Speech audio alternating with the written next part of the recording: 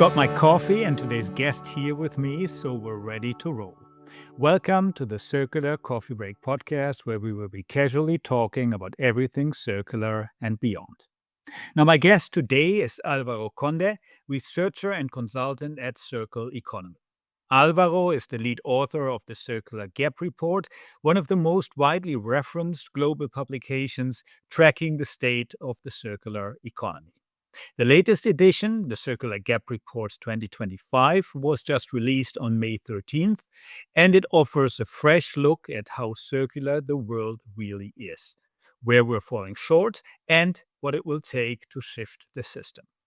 With a background in sustainability science and hands on experience in both research and advisory work, Alvaro brings a unique perspective on the intersection of data, policy, and impact. In this episode, we'll dive into the key findings from the 2025 report, unpack what's changed since last year, and explore the practical implications for governments, businesses, and civil society. Alvaro, welcome to the Circular Coffee Break. It's great to have you on the show. Hey Michael, thank you for having me. It's great to be here. Maybe to get us started, could you please introduce yourself, share a little bit about your personal and professional journey, and tell us a bit about the Circular Gap Report and how it started and what its purpose is and was? Sure, yeah. Well, I'm originally from the Madrid area in Spain. I grew up in a small mountain town north of Madrid city, and I've always been a curious person, someone who enjoys reading and closely follows the news. And as I grew up, I became increasingly concerned about what science was telling us regarding the climate crisis and more broadly the state of the natural world, and most importantly, the drivers behind these processes.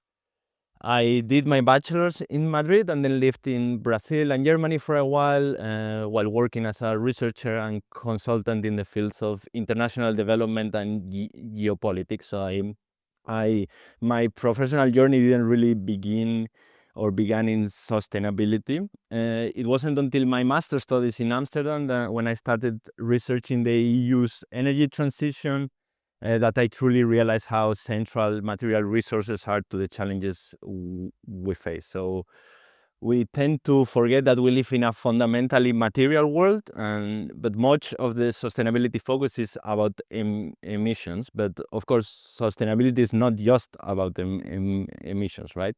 And the story is much more linked to resource management or mismanagement rather than it often seems. So my master's was really the turning point when I decided I wanted to work in sustainability and in circularity in particular. And reflecting a bit back, I think in this regard, a couple of books that I would like to highlight and share that really shaped my understanding of where we are, how we got here, and what lies ahead are Less is More by Jason Hickel and The Shock of the Anthropocene by Bonneul and Fressos. Yeah, and from a professional career point of view, up until my master's, as I'm saying, I hadn't really worked directly in sustainability, so pivoting felt exciting, but at the same time a bit daunting. So I wasn't really sure if my background in political science and economics would be a good fit, since many of the roles that you actually see in the field are quite technical. Still, a few months after finishing my master's, I saw a job opening at Circular Economy and decided to apply. And I was hired as a researcher for the Circularity Gap Reporting team, the CGR program, and this was late 2020. And since then, I've led research and authored around 15 CGRs between the global, the national, and the city and value chain studies that we've done. And yeah, I've been here at Circular Economy since then, conducting research, spreading the word with diverse audiences, and working closely with all kinds of stakeholders, supporting them in making sense of the task ahead and how to put circularity into practice. And regarding the CGR program itself, so for those that might not know what the CGR is and how it started, the CGR really started in 2018 as a very first attempt to put a figure on the state of circularity globally. So already by then it was becoming clear that the circular economy is a new paradigm that is gaining more and more relevance worldwide due to its high socioeconomic and environmental potential, right? However, in this context, the question arises: how can circularity be measured, and how can circularity be monitored and evaluated over time? And these were the fundamental questions that pushed us at Circular Economy to try to provide some answers to this very difficult question. And we've been trying to do so for the past 7 years. So it's really following the principle of what is not measured is not managed, and therefore cannot be improved, that the first CGR was launched at the 2018 edition of the World Economic Forum. And at first, the circularity metric was then presented as a first attempt to put a figure out there and to also inform decision making. And it is against this background that the CGRs aim to analyze essentially how materials flow through economies and how can they be more efficiently transformed into social benefits. And we do this by essentially reporting on the state of circularity, like I've been saying, at different scales. So from the global, which is our most well-known work, but we also have this type of analysis at the national, regional, value chain, and city levels. We also do so by contextualizing the trends and identifying the key areas of intervention to advance circularity. And a big part of our work is also when it comes to stakeholders and enabling relevant stakeholders to prioritize circular economy strategies, to set the targets that suit their environmental, social, and economic objectives. And to date, we have produced 7 reports on the global state of circularity, with each of them taking a different angle. So I will just be very brief, but just to set the scene for our conversation later on. So we have updated the global circularity metric 4 times, with the figure unfortunately trending downwards every new year. So this shows how we are very much moving in the wrong direction. Now, this can be disheartening, and for good reason, but we have also tried throughout these years to dig into different impact areas, going beyond this headline number and giving us clues about how circular economy solutions can help deliver on different impact goals. So, for example, in the 2019 edition, we analyzed how materials are used to fulfill key societal needs, from housing to nutrition and mobility. And we explore how circular economy solutions can reduce the material intensity of service provisioning. In 2021, we explored the link between circular economy and climate change as a new impact layer. We modeled 21 solutions and calculated their impact on global greenhouse gas emissions, finding a 40% potential reduction for greenhouse gas emissions. In 2023, it was also a major milestone. We added the planetary boundaries as a new impact layer and focused on 4 key systems to calculate the potential of the circular economy to reverse the ecological overshoot that we are seeing. And lastly, last year in CGR Global 2024, we explored the how. So how to put in 16 solutions that we laid out in our previous report, looking into different country context. And we also did this by acknowledging that different countries have different priorities, context, and starting points. So really also trying to break down that global picture into a bit more nuance by looking at different country profiles and what are the key circularity hotspots and solutions in each of them. And lastly, in this year's edition, we expanded for the first time our monitoring framework to a much more comprehensive dashboard for measuring and tracking progress in circularity. Perfect. Thanks a lot, Alvaro. And I think the CGR actually has become the de facto standard in measuring circularity. So over the year, it has become a more and more important number. But I mean, as you pointed out, it's not only the number, but it's the broader report and the broader perspective that it is delivering. Now, the circularity metric continues to decline, as you already mentioned. Last year, from 7.2% in 2024 to 6.9% as of the latest analysis. Could you maybe tell us, what does this year's figure tell us? And what are, from your perspective, from your analysis, the main drivers behind the current trend? And potentially, how can we impact that trend going forward to hopefully next year have the first positive development? Sure.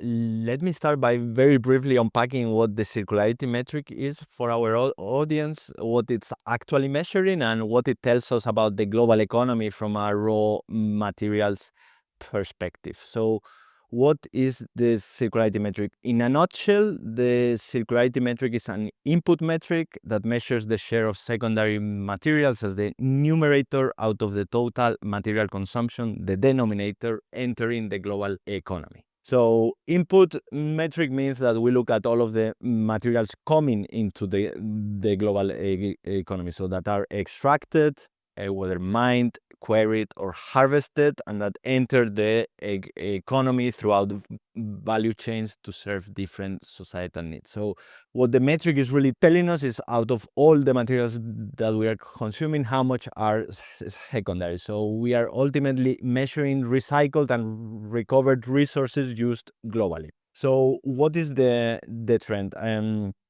As I've said, and as you've mentioned also, in 2018, we put out this first figure out there, and it was 9.1. In 2020, this was revised down to 8.6, and then in 2023, it was brought down to 7.2. And the most updated and accurate figure we have from this year's report, as you rightly point out, is 6.9.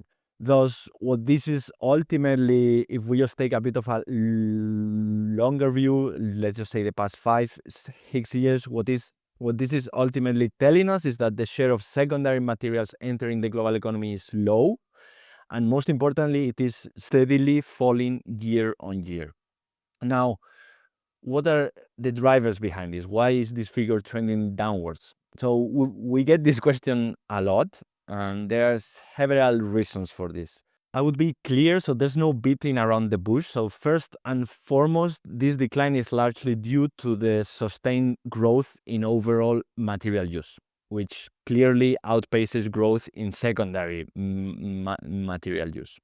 So from a mathematical proportions point of view, just because the denominator keeps increasing, it is increasingly difficult for the numerator to just keep up. So, and this points out to a bitter truth, which is that as long as material consumption keeps rising, really closing material loops is incompatible with growth in material throughput. So let me share some figures with the audience to maybe help contextualize. So the global economy in 1970 extracted around 31 billion tons of materials. So these are things like biomass, metals, non-metallic minerals, and fossil fuel. So 1970, 31 billion tons. By the year 2000, this figure had increased to 58 billion tons. And it has just kept growing year on year since then. So the figure had reached 80 billion tons in 2010 and 100 billion tons in 2021. So global material extraction has more than tripled in the last 50 years. And this is important because we know that globally resource use is the main driver of the triple planetary crisis. So essentially the trend downwards, and particularly driven by this increase in overall material extraction and consumption, what this is really telling us is that we cannot recycle or cycle our way out of the current linear economy. Regardless of how efficiently we use materials and recycle them at the end of life, the sheer scale of current material extraction is unsupportable for staying within planetary boundaries. Now, that's the main driver. Then there's a couple of points maybe also worth sharing in terms of how to interpret this results also. So I think one key point is understanding the difference between scales and rates. So what I just explained also underscores the need to first and foremost focus on the absolute scales of extracted materials alongside relative rates. So the rate or the circularity rate of the global economy has decreased, but actually the overall scale of secondary material use has increased. And on the flip side, as long as extraction continues to increase, incremental improvements in slowing, regenerating, and cycling material flows will not be able to offset the significant environmental impacts to come. And this also points out that how cycling is just one element of circularity. So increasing circularity is far more complex than just increasing material cycling. So while increasing secondary material use is as much as possible, it is also important. There's a natural limit to how much the circularity metric can actually grow, particularly without structural changes to how the global economy operates. So a big factor influencing this, the trending downwards of the circularity metric, is not the huge amount of total materials going or getting into the flowing into the economy every year, but also the growing and fundamental imbalance between the inputs and the outputs. So the global economy, or each year around 106 billion tons of materials are inputted into the global economy, while outputs stand only at around 65 billion tons. So this already is also giving us an idea of the limits and the challenges that exist for outputs to be able to meaningfully replace virgin inputs. So to push the circularity rate beyond its current potential, there really must be a fundamental restructuring of the global production and consumption system. And this is a key limiting factor in really bringing up this circularity metric, and also helps better interpret these figures. Of course, the circularity metric is, as we've both been saying, a core part of how we measure and how we understand circularity, but it's also not the entire story. So this is why this year we have expanded our set of indicators to a much more comprehensive dashboard that better captures also the complexity of the story. Yeah, thanks. And you already alluded to the additional metrics. So this year you extended the scope of the CGR and complemented the circularity metrics with other metrics like the carbon neutral biomass or virgin net additions to stock. And also those are basically painting a very sobering picture. If you look at the actual numbers, first of all, what triggered that change? Why did you expand on the previous scopes, and how should we interpret these numbers? What do the numbers tell us in detail, and what are the additional insights you can draw from this expanded scope from your analysis? Yes. Well, first, it's important to acknowledge that this circular economy agenda has come a long way since the launch of our first Circularity Gap Report in 2018, particularly regarding monitoring. So if you look at the developments that, for example, Eurostat has been working on, the OECD guidelines for monitoring circularity at the national level, the ISO standard that was launched last year, just to mention a few examples. So our reports, our methodology, our approach have always taken a system-wide perspective to monitor and measure the global circular economy. But this year's attempt is also, or this year's report rather, is also an attempt to try to converge and to harmonize these various different approaches to measuring circularity, and also to expand and broaden the picture that we provide. So for this reason, the Circularity Gap Report for this year, 2025, aims to provide a more comprehensive understanding of the state of the global circular economy, with the view that the circularity metric is only one piece of a large and complex puzzle. So in terms of some of the key indicators that we are bringing, we have expanded this head of or the dashboard of indicators to 11, and the idea is to provide more of a report card for global material circularity.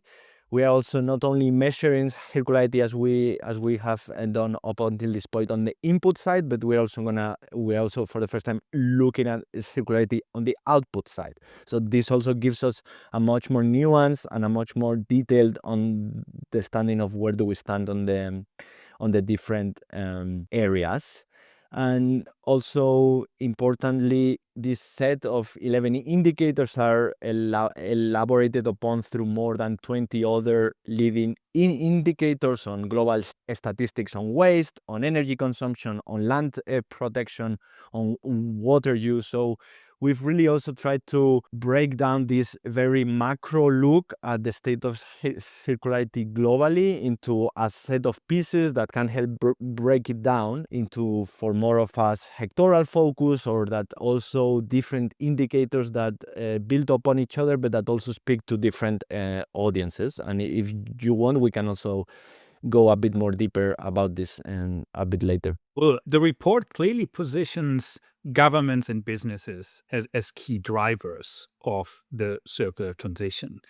For governments, it's about enabling smart policies, international cooperation, while businesses are encouraged to adopt circular practices, not just for impact, but also to stay competitive and resilient, which is naturally a very important element there as well. From your perspective, how do you see this develop in the future? Where are we seeing promising signs of leadership, either on the government or on the business side?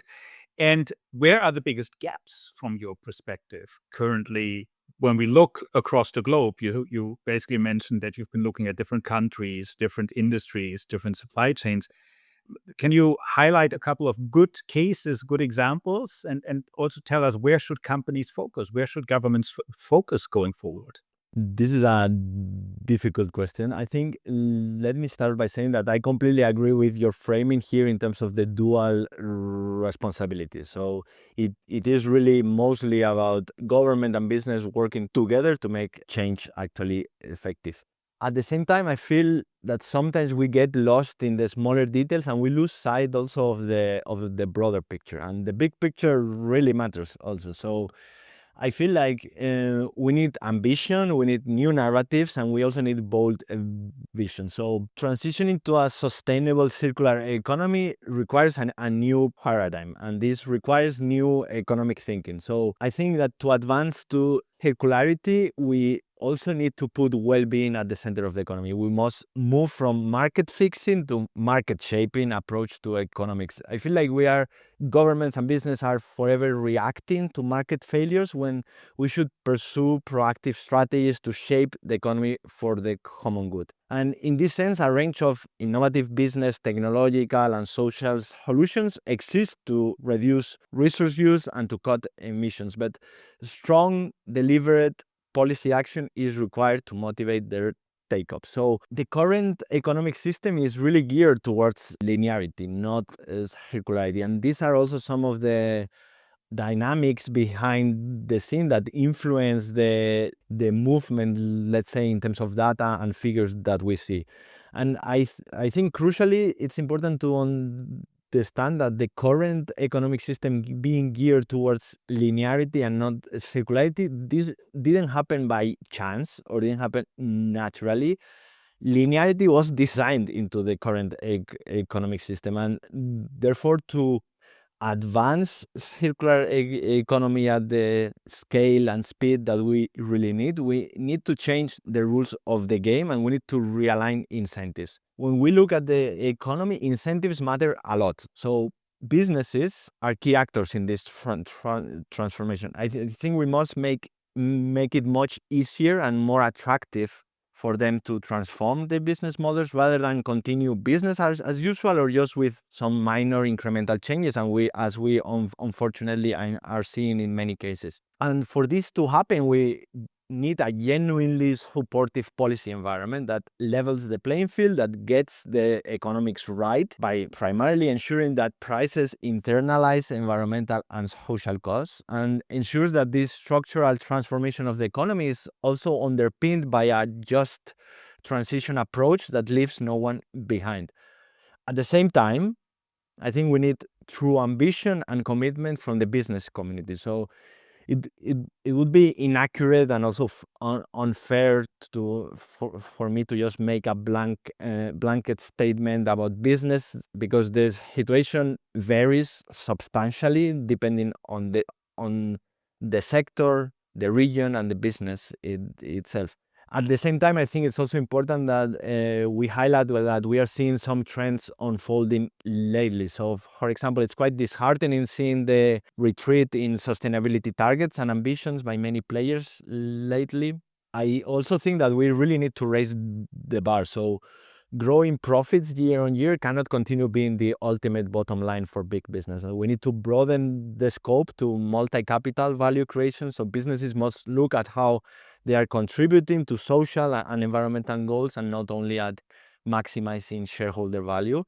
While I think that there is a growing recognition of this in some business circles, it's also true that there is a strong active resistance and pushback to many of the changes needed to bring back the economy within planetary boundaries. In terms of promising developments, I think that the EU is truly leading the way globally in this regard. So there's been a flurry of policy developments in the last decades, with some working better than others. I think let's see how ambitious the upcoming Circular Economy Act ends up being. So it's due to be presented sometime next year. But so far, there are encouraging signs that the focus is going to be on improving what already exists and what has been introduced during the past 10 years, and to tackle some of the core barriers that still exist. So there's a growing recognition that, again, making the economics of circularity work is fundamental for really achieving the goals and the targets, not only that the EU has, but also that many national governments have, and that many businesses also have set for themselves. I think also to stay on the positive side when it comes to business, I think that many big players are also taking meaningful steps in the right direction. I think the developments that we are seeing in the remanufacturing sector in Europe and in utilities more broadly, for example, are really good examples of businesses leading the way in a very meaningful way. But we do need more ambition if we are to achieve the goal of bringing the economy back within planetary boundaries. On the flip side, so when it comes to gaps, I think policy actions and business innovations for sustainable materials management remain limited in scale. So crucially, and very much linked with this, is there's also a massive data gaps that hinder better measurement better management and better orientation. So I think a major gap is we really need a science-based target. So we need the net zero for resource use.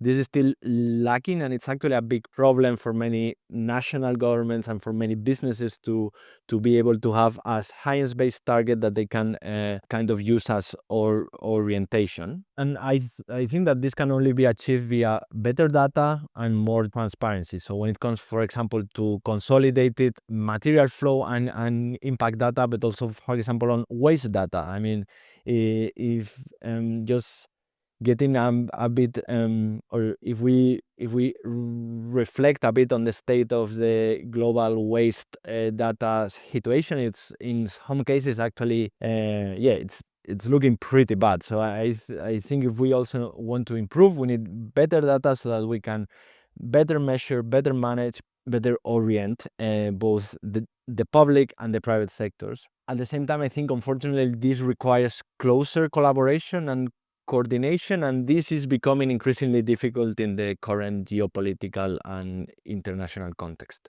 Although there's also some promising developments happening with the International Resource Panel and others. Yeah, absolutely. And I mean, The coffee is empty. Unfortunately, we need to wrap up shortly, but let me maybe ask you one final question. I mean, the Circular Gap Report is packed with systems level insights, like how do we have to change? But it's also, or it's primarily individuals such as professionals, students, policymakers, business leaders that are actually reading the report. And I think very often we forget that we as individuals have very many hats in this economy. Like, we're consumers, we can influence the consumption. We're business people. We are in our work life influencing how companies operate. We're citizens. We can influence what policies are being made, what people are being elected.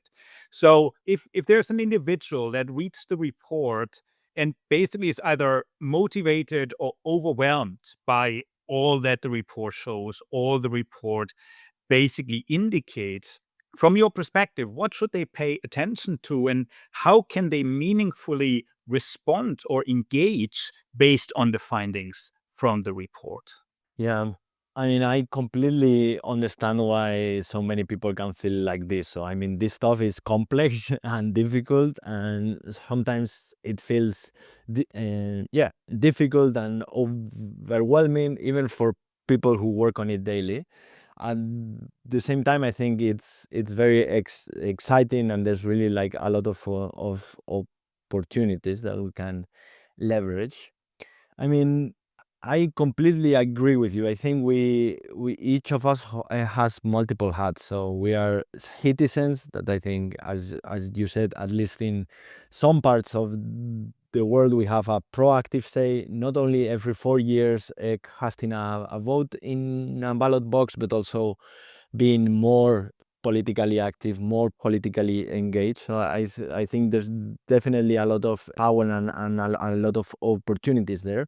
At the same time, as you are saying, we are also consumers and we vote every single day with our spending choices. Yeah, we're also students. We have our work, our jobs. I think a very good experience that I've felt throughout these years working is that really it doesn't take everyone, for example, within a team to be convinced, but it's really about identifying these key motivated people and really trying to push the agenda forward wherever this is, in your team at work, in your department, in university, with your group of friends, in your family, and so on. So I think that's where I see the bright spots, on those motivated individuals that are energized and that feel that they can really make a change, because this is ultimately how change at the macro scale happens, with the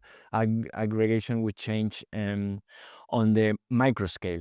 At the same time, I also don't want to take away the systemic point of view on this, right? Because this is a very macro and very complex, and I think it's also in some ways, or it can be a bit simplistic to try to bring it down to the individual. I think we need systemic change and we need thinking in systems. So we must also embrace a systems thinking approach. So it requires system thinking to tackle the complexity of embracing circularity at scale. So dealing with uncertainty, with complexity, with balancing trade-offs, avoiding burden shifting, limiting rebound effects. And I think that applying systems level also can also be done at all levels. So whether at the individual, at the local, at the business, at the national, or at the multilateral level. And I think this also brings me to another point, which I think is also important. I think context. So location shapes impacts also, right? So